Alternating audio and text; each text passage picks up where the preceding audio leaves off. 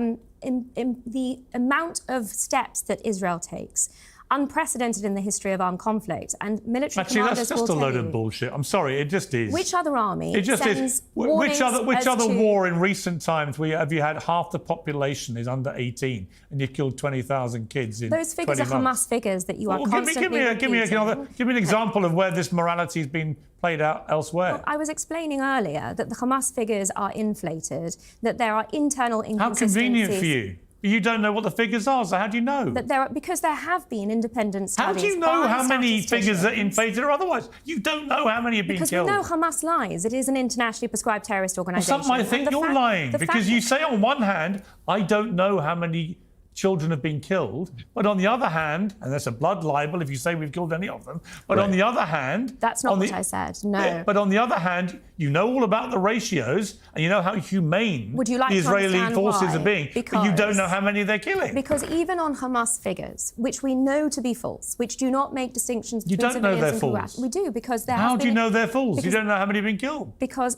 Hamas has even itself revised those figures down and acknowledged that they are false. And the UN is still touting. So how many children has Israel killed?